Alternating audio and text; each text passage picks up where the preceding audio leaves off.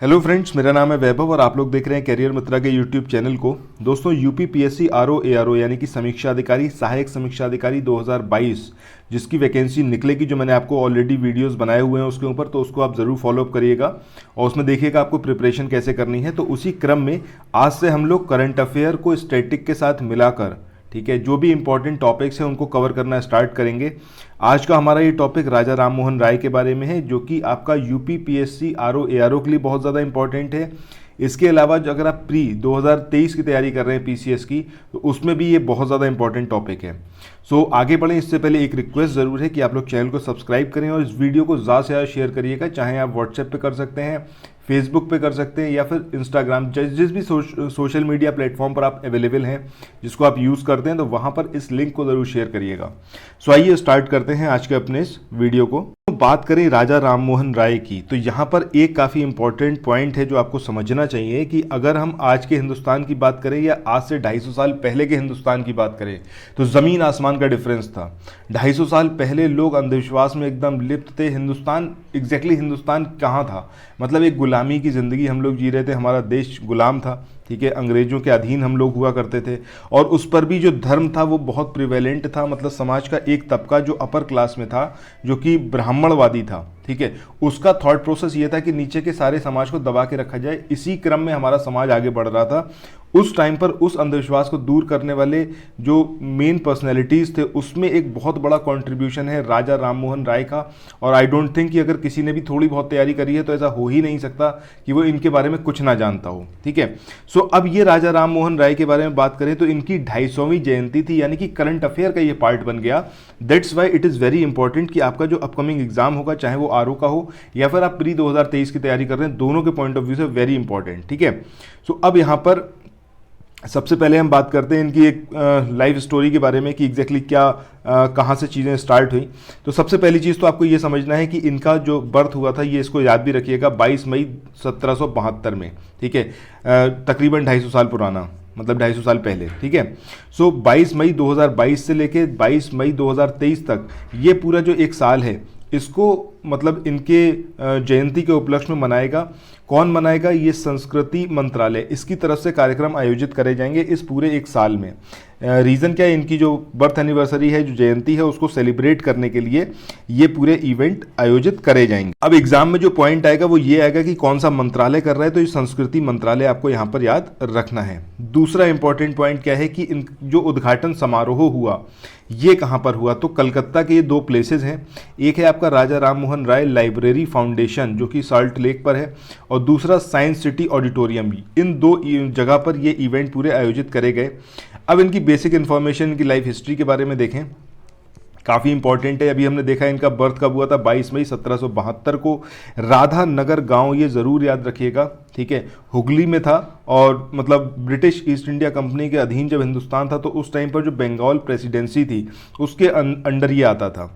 राजा राम मोहन राय के बारे में बात करें तो हिंदू ब्राह्मण परिवार से ये रिलेटेड थे, ठीक है। बनारस में रह के इन्होंने संस्कृत को समझा था, सीखा था, और वहीं पर इन्होंने वेद और उपनिषद भी पढ़े थे। तो ये जो आपके एग्ज़ाम में क्वेश्चन आएगा, उसमें इस तरीके से ही क्वेश्चन आएगा कि इनका अगर बर्थ प्लेस की बात करें तो हो सकता है इससे रिलेटेड एक आपको स्टेटमेंट देखने को मिल जाए, ठीक है। तो हर एक पॉइंट जहाँ पर इंपॉर्टेंट है, तो हर चीज़ को यहाँ पर याद रखिएगा। अब 1803 से 1814 तक की बात करें तो ईस्ट इंडिया कंपनी के दीवान के रूप में काम इन्होंने किया बुलफोर्ड और डिग्बी में। ये भी एज अ स्टेटमेंट आ सकता है। इसके बाद 1814 में इन्होंने फाइनली जॉब से रेजिग्नेशन दे दिया और वापस ये कलकत्ता आ गए, ठीक है। और अब जब कलकत्ता आए तो इनका बेसिक पर्पस क्या था कि समाज में जो बुराइयां हैं, ठीक है, जिन अंधविश्वासों में समाज हमारा लिप्त है, उन सब से उसको किस तरीके से निजात दिलाई जा सके, इसके लिए इन्होंने काम शुरू करा। तो धार्मिक, सामाजिक और राजनीतिक इन सुधारों के लिए बढ़ावा देने के लिए ये वापस कलकत्ता चले आए, ठीक है। अब यहाँ पर एक चीज़ बड़ा इंपॉर्टेंट है जो एग्जाम में पूछी जाती है कि किसी भी मतलब बहुत इंपॉर्टेंट पर्सनैलिटी के बारे में किसी दूसरी इंपॉर्टेंट पर्सनैलिटी ने क्या बोला था, ठीक है। तो अगर हम यहाँ पर देखें तो रविंद्रनाथ टैगोर, इन्होंने बोला भारतीय इतिहास के आकाश में एक चमकदार सितारा है राजा राम मोहन राय, ठीक है। वहीं गोपाल कृष्ण गोखले की बात करें, इन्होंने बोला आधुनिक भारत का जनक। और इसके अलावा सबसे इंपॉर्टेंट जो बहुत ज़्यादा बार पूछा गया क्वेश्चन है वो ये है कि जो ये राजा इनके नाम के आगे लगा हुआ है, ये उपाधि एग्जैक्टली किसने दी? तो ये हैं आपके मुगल बादशाह अकबर सेकंड, इनका नाम ज़रूर याद रखिएगा, वेरी इंपॉर्टेंट। ठीक है, इसके बाद आगे हम बात करें सामाजिक सुधार की। अब यहाँ से जो आप चीज़ पढ़ेंगे, जो समझेंगे, अब ये बहुत ज़्यादा इंपॉर्टेंट है। सती प्रथा मतलब एक ऐसा कलंक हिंदुस्तान के जो उस टाइम का समाज था, मतलब सती प्रथा तो एग्जैक्टली कहें तो अब एंड हो चुकी है, बट जो उसके एक तरीके से कहिए तो मतलब लोगों में यहाँ पर एग्जैक्टली कहें तो मेल्स में जो एक अंदर बैठा हुआ है ना कि एक कि हम आदमी हैं तो हम डोमिनेट कर सकते हैं, वो थिंकिंग आज तक गई नहीं है और still it is prevalent in our society. But sati प्रथा इसको ख़त्म करने के प्रति या फिर इसको मतलब रिमूव करने के लिए जो सबसे ज़्यादा काम किया वो किसने करा? राजा राम मोहन राय ने। और इन्हीं के प्रयासों की वजह से बंगाल सती विनियमन यानी कि रेगुलेशन 1829, इसको एज इट इज़ याद रखिएगा, ठीक है, 1829, ये आपसे एग्जाम में ऐसे ही आएगा, ईयर वाइज पूछा जा सकता है। तो ये लॉर्ड विलियम बेंटिक का टाइम था, तो राजा राम मोहन के प्रयासों की वजह से ही ये लाया गया, ठीक है, और फाइनली सती प्रथा पर प्रतिबंध लगाया गया। इसके बाद दूसरी जो सामाजिक बुराइयां थीं, वैसे हिंदुस्तान के समाज में बुराइयों की कोई कमी नहीं थी और आज भी नहीं है, बट अब राजा राम मोहन राय जैसी पर्सनैलिटीज़ नहीं है और शायद कहें तो बुराइयां भी अब इतनी ज़्यादा नहीं है, मतलब बुराइयां हैं बट इतने बड़े पैमाने पर नहीं है।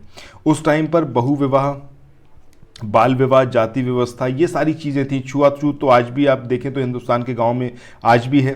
अंधविश्वास बुरी तरीके से, और नशे में तो हिंदुस्तान आज भी बुरी तरीके से जकड़ा हुआ है, ठीक है। अब इसका एक मेन रीज़न बेरोजगारी भी है और कई सारी चीज़ें और भी हैं, ठीक है। बाकी महिला शिक्षा का इन्होंने समर्थन किया। इनका मतलब एक मेन चीज़ ये भी इनका मानना था कि भाई जितना महिला सशक्त होंगी उतना ही हमारा समाज आगे बढ़ेगा और हम जो है एक मतलब इवॉल्व करेंगे, हम एक अच्छी सोसाइटी की तरफ अग्रसर होंगे। महिलाओं के लिए विरासत और संपत्ति के अधिकार का समर्थन इन्होंने किया। वो मेन बात वही है कि जब तक आप फाइनेंशियली स्ट्रांग नहीं होंगे तब तक आपका समाज में कोई प्लेस नहीं होगा, इसीलिए इन्होंने बोला कि भाई समाज में महिलाओं को भी जो संपत्ति का अधिकार है वो मिलना चाहिए, ठीक है। तो इसके भी ये समर्थन में रहे थे। इसके बाद संबद्ध संगठन, ये इस तरीके से क्वेश्चन आपसे बहुत बार पूछा जाएगा कि आत्मीय सभा किसने स्टार्ट करी या किसने इसकी स्थापना करी। तो 1814, ये ईयर आपको एज इट इज़ याद रखना है, ठीक है। तो 1814 में आत्मीय सभा राजा राममोहन राय के द्वारा शुरू करी गई। मूर्ति पूजा, निरर्थक कर्मकांड और अंधविश्वास के खिलाफ अभियान के एक हिस्से के रूप में इसकी स्थापना की गई, ठीक है। अब यहाँ पर अगर आप थोड़ा सा विचार करें इसके नाम पर, आत्मीय सभा, दैट मीन्स कि आप अपने आत्म का मतलब अपनी आत्मा का दर्शन करें या फिर अपनी आत्मा का साक्षात्कार करें, इस तरीके से आप इसको अपने माइंड में सेट कर सकते हैं। तब आप समझ जाएंगे कि अगर आप अपने अंदर ही ब्रह्म को यानी कि ईश्वर को महसूस करना स्टार्ट करेंगे, देन आपको ज़रूरत नहीं किसी भी प्रकार के कर्मकांड की, किसी भी प्रकार की पूजा आराधना की। क्योंकि जब हम किसी ईश्वर की पूजा करते हैं तो बेसिक पर्पस क्या होता है कि हम उसमें इन्वॉल्व हो पाएँ। हम उस ईश्वर के, सपोज कर लीजिए आप भगवान शिव की पूजा करते हैं या हनुमान जी की पूजा करते हैं, उस मोमेंट पर आप क्या करते हैं कि उनको ध्यान में रखकर एक पूरा अपना माइंड फ्रेम वहीं पर रखते हैं कि हाँ ईश्वर हम तुम्हारे साथ हैं, मतलब हम तुम्हारी आराधना कर रहे हैं, समथिंग लाइक।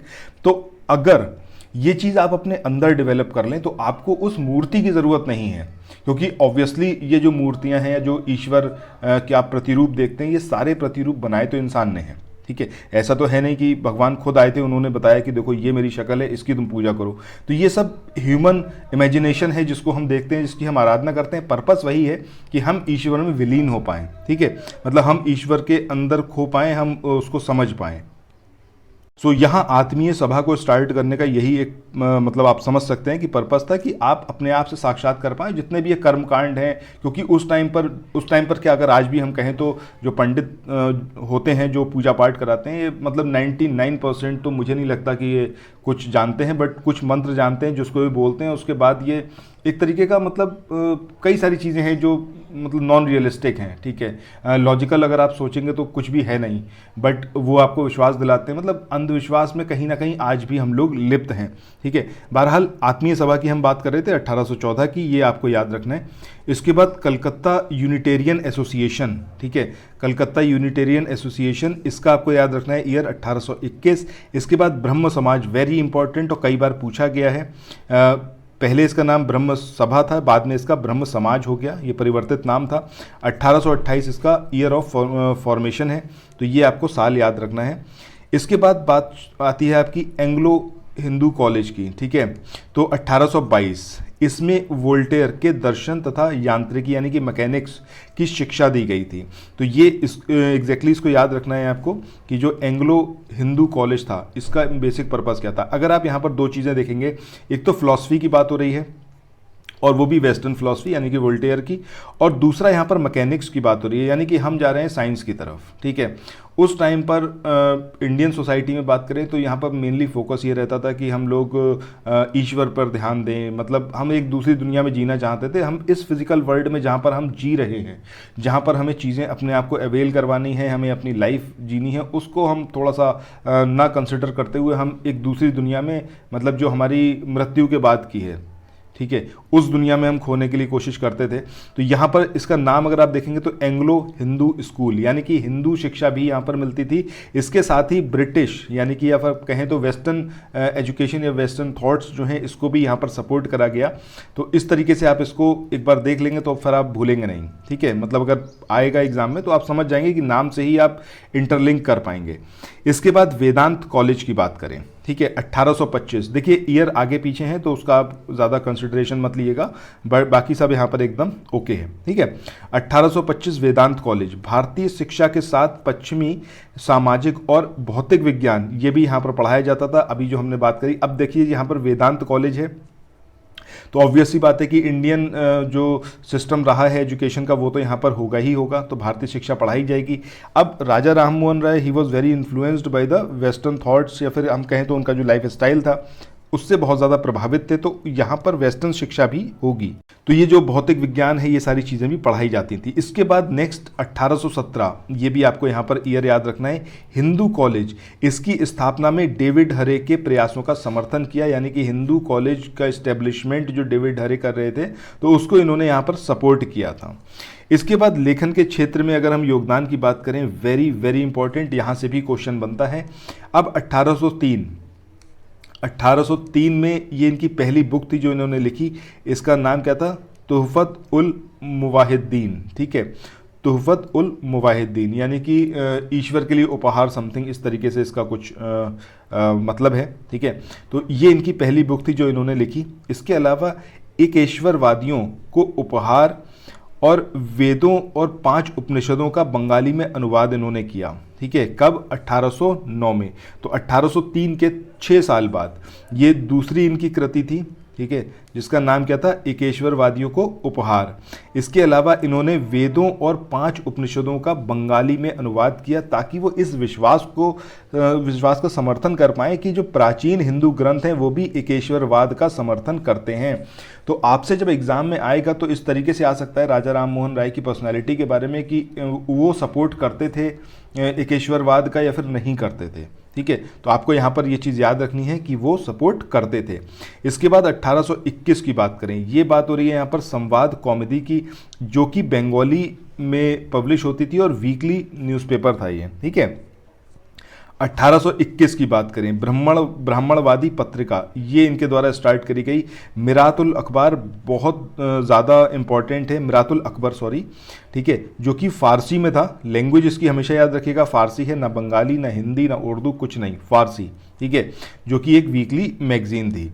इसके बाद आगे हम देखें तो कुछ दूसरी जो मैगज़ीन या फिर न्यूज़पेपर की बात करें तो इसमें आपका Bengal gazette, very important, English में पब्लिश होता था, वीकली था ये, ठीक है।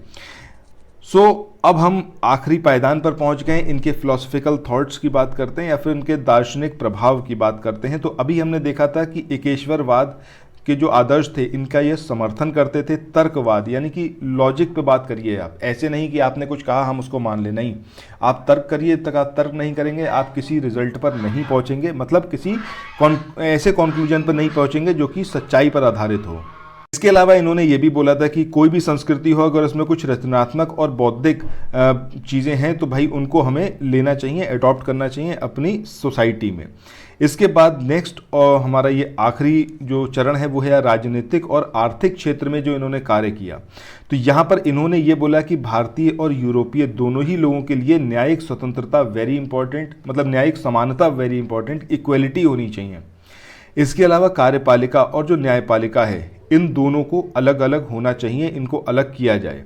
इसके अलावा अगर आप देखें तो उस टाइम पर जो जमींदार थे वो भाई ऑब्वियस सी बात है बहुत ज़्यादा डोमिनेट करते थे और इनका काम ही ये था कि आप दमन करें, ठीक है, किसानों का, उनसे जबरन लगान वसूली करना, जब मन करे जितना चाहे उतनी लगान वसूल करना। तो इनका मेन कहना ये था कि जो जमींदार हैं बंगाल के, उनकी दमनकारी जो प्रथाएं हैं उसको ख़त्म किया जाए, उसकी ये निंदा करते। तो इन्होंने बोला भाई एक मैक्सिमम लगान जो है उसको आप तय कर दो, ऐसे नहीं कि जब भी आपका जो मन करे आप कर रहे हैं। इसके अलावा ईस्ट इंडिया कंपनी के जो व्यापारिक एकाधिकार थे यानी कि मोनोपोली थी, ठीक है, उसको समाप्त करने की भी इन्होंने मांग की थी। तो इस तरीके से ये हमारा कंप्लीट टॉपिक था जो कि मॉडर्न इंडियन हिस्ट्री की एक बहुत इंपॉर्टेंट पर्सनैलिटी है राजा राम मोहन राय।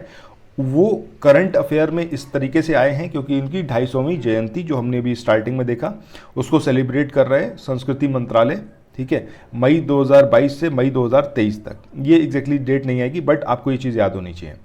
तो ये मतलब इतनी इंपॉर्टेंट पर्सनैलिटी है कि जब ये करंट अफेयर में नहीं होते तब भी इनसे क्वेश्चन आता है। तो अब तो ये करंट अफेयर में है तो ऑब्वियस सी बात है क्वेश्चन पूछा ही जाएगा। तो इस तरीके से ये वाला हमारा टॉपिक यहाँ पर एंड होता है। कल एक और वीडियो लेके आएंगे किसी और इम्पॉर्टेंट पर्सनैलिटी पर जो कि करंट अफेयर में इंपॉर्टेंट रही है एंड जिससे क्वेश्चन पूछे जाने की पूरी संभावना है। सो अगर आपको ये वीडियो पसंद आया तो लाइक का बटन ज़रूर प्रेस करिएगा, साथ ही चैनल को सब्सक्राइब करिए और इस वाले वीडियो को ज़्यादा से ज़्यादा शेयर करिएगा। तो इसके साथ ही इस वाले वीडियो को यहीं पर एंड करते हैं, फिर मिलते हैं नेक्स्ट वीडियो में। Till then thank you so much, have a nice day, bye bye.